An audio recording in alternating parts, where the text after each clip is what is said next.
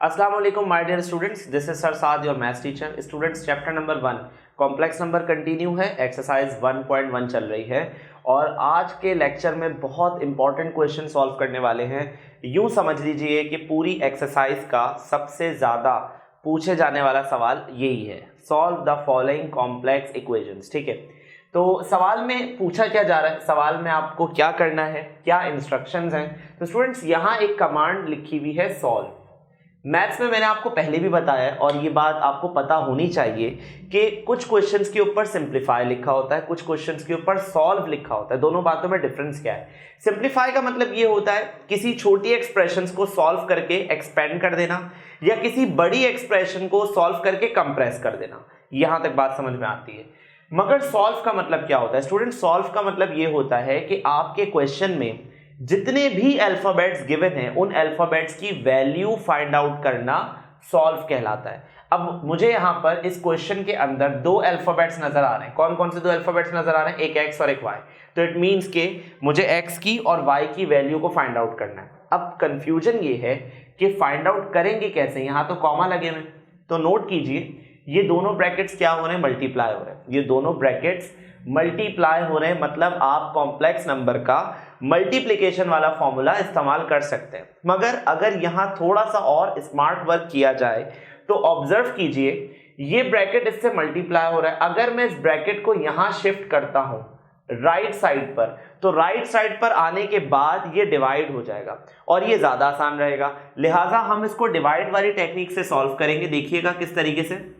सबसे पहली चीज ये कि आपने लिख दिया x, y is equals to -4, 7 divided by 2, 3। अब स्टूडेंट्स, ये मुकम्मल डिवीजन वाली स्टेज में आ गया है। कुछ लेक्चर्स थे मेरे पहले जिसमें मैंने आपको कॉम्प्लेक्स नंबर को ऐड करना, सब्ट्रैक्ट करना, मल्टीप्लाई करना और डिवाइड करना सिखाया था। अगर आपने वो लेक्चर देख लिया तो ठीक है, नहीं देखा तो पहले वो लेक्चर देखिए, क्योंकि फिर आपको ये चीज अच्छी समझ में नहीं आएगी। अच्छा, तो हमारे पास इसका फॉर्मूला होता है डिवीजन का। क्या फॉर्मूला होता है स्टूडेंट्स? डिवीजन का फॉर्मूला होता है a, b divided by c, d। ये किसके बराबर होता है? ये बराबर होता है ac plus bd, bc minus ad divided by C square plus D square, और यहां पर भी क्या आ जाता है? C square plus D square. ये फॉर्मूला है। अगर आपको ये फॉर्मूला याद है तो क्वेश्चन सॉल्व करना मुश्किल नहीं है। सिर्फ और सिर्फ क्या करना है, ये जो रिस्पेक्टिव वैल्यूज हैं इनको डालना है। किस तरीके से? मैं यहां हाईलाइट कर देता हूं। ये जो 4 है इसको हम कंसिडर करेंगे, हमारे लिए ए का काम करेगा। ये जो 7 है इसको हम बी की जगह पुट करेंगे। ये जो 2 है इसे सी की जगह पुट करेंगे और ये जो 3 है इसे डी की जगह पुट करेंगे। तो आई होप ये बात आपको समझ में आ गई कि हमें सिर्फ और सिर्फ वैल्यूज प्लेस करनी है। तो चले स्टार्ट करते हैं, इसकी वैल्यूज प्लेस करते हैं। सो लेफ्ट पे लिखेंगे स्टूडेंट्स x, y, क्योंकि हमारा क्वेश्चन x, y के लिए चल रहा है। ठीक है। राइट पे क्या लिखेंगे? राइट पे लिखेंगे ac प्लस bd। और से देखिएगा ac प्लस bd लिखा हुआ है, तो बाहर मैं यूज कर रहा हूं करली ब्रैकेट। जिसकी वजह क्या है? जिसकी वजह ये है क्योंकि मुझे अंदर राउंड ब्रैकेट यूज करने पड़ेंगे। a की जगह पर आ जाएगा स्टूडेंट्स -4 और c की जगह पर आ जाएगा 2। तो ये हो जाएगा -4 और c की प्लेस पर आ जाएगा 2। यहां तक क्लियर? उसके बाद सेंटर में पॉजिटिव का साइन है, तो ये आ गया पॉजिटिव का साइन। ठीक है। उसके बाद लिखा हुआ है b की वैल्यू है 7, d की वैल्यू है 3, तो यहां आ जाएगा 7 और यहां आ जाएगा 3। ठीक है। डिनोमिनेटर में क्या आएगा? डिनोमिनेटर में आएगा c square plus d square, तो c की जगह आएगा 2 और d की जगह आएगा 3। सो ये हो जाएगा स्टूडेंट्स 2 स्क्वायर प्लस 3 स्क्वायर और यहां आ जाएगा कॉमा। ओके, यहां तक तो बात समझ में आ गई। ठीक है। उसके बाद है BC माइनस AD, तो B और C की प्लेसेस पे आ जाएगा 7 और 2। सो यहां पर आ जाएगा 7, यहां आ जाएगा 2, सेंटर में आ जाएगा माइनस का साइन। ठीक है। AD, तो A की प्लेस पर आएगा -4 और D की प्लेस पे आएगा 3, -4 एंड 3। और डिवीजन में क्या आ जाएगा? C square plus D square, मतलब 2 स्क्वायर प्लस 3 स्क्वायर और कर्ली ब्रैकेट हो जाएगा यहां बंद।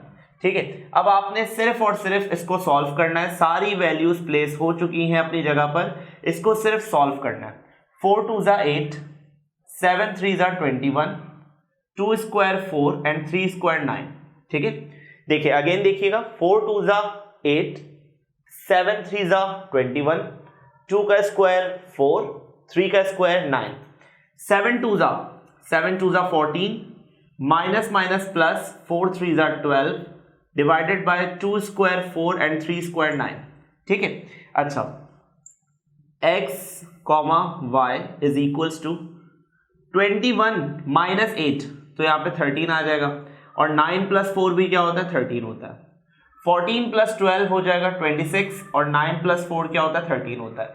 क्या अब ये डिविजिबल है? बिल्कुल डिविजिबल है। अगर 13 का टेबल पढ़ते हैं तो 13 1 ज़ा 13, 13 1 ज़ा 13, 13 1 ज़ा 13, 13 2 ज़ा 26। तो स्टूडेंट्स इसका ओवरऑल आंसर ये हुआ हमारे पास कि x comma y is equals to 1 comma 2। तो ये है हमारे कॉम्प्लेक्स इक्वेशन के x और y वेरिएबल का आंसर, मतलब x की वैल्यू है 1 और y की वैल्यू है 2।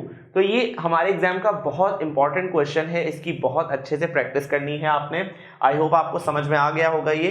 चलते हैं अब इसके नेक्स्ट पार्ट की तरफ। ओके स्टूडेंट्स, तो इसके सेकंड पार्ट में भी आपको x और y की वैल्यूज फाइंड आउट करनी है, मगर ये पार्ट फर्स्ट पार्ट से अलग है। साफ नजर आ रहा है ये पार्ट फर्स्ट पार्ट से अलग क्यों है? बिकॉज फर्स्ट पार्ट पे कॉमा लगे हुए थे ब्रैकेट के अंदर, यहाँ कॉमा नहीं है, यहाँ पॉजिटिव साइन है, और यहाँ तो ब्रैकेट ही नहीं है। इट मीन्स यहाँ पर कोई भी फॉर्मूला एग्जिस्ट नहीं करता, कॉम्प्लेक्स नंबर का कोई भी फॉर्मूला यहाँ पर अप्लाई नहीं किया जा सकता। लिहाजा यहाँ x और y की वैल्यूज कैसे सॉल्व की जाएंगी, देखिएगा इस वैल्यूज को किस तरह से सॉल्व किया जाएगा। सबसे पहले आपने एक चीज याद रखनी है कि ऐसे क्वेश्चंस में की जाती है कंपेयरिंग। ठीक है, अगर कंपेयरिंग वर्ड आपने नहीं सुना तो कंपेयरिंग के ऑल्टरनेट वर्ड पे भी काम कर सकते हैं, इक्वेटिंग। कंपेयरिंग या इक्वेटिंग, इसका मतलब क्या होता है? कंपेयरिंग या इक्वेटिंग का मतलब ये होता है स्टूडेंट्स कि अगर फॉर एग्जांपल मैं लेफ्ट वाली साइड से x को ऑब्जर्व कर रहा हूं, तो पहले मुझे ये देखना है कि x का नेचर क्या है, ये रियल नेचर वाला है या इमेजिनरी नेचर वाला है। x के साथ आयोटा इन्वॉल्व नहीं नजर आ रहा, इट मीन्स कि x का जो नेचर है वो क्या है, रियल। तो स्टूडेंट्स अगर मैं लेफ्ट से एक रियल पार्ट को कंसिडर कर रहा हूं तो राइट से भी मैं रियल पार्ट को ही कंसिडर करूंगा। अगर मैं लेफ्ट से इमेजिनरी पार्ट को कंसिडर कर रहा हूं तो राइट से भी मैं इमेजिनरी पार्ट को ही कंसिडर करूंगा। इसे कहते हैं इक्वेट करना। ठीक हो गया?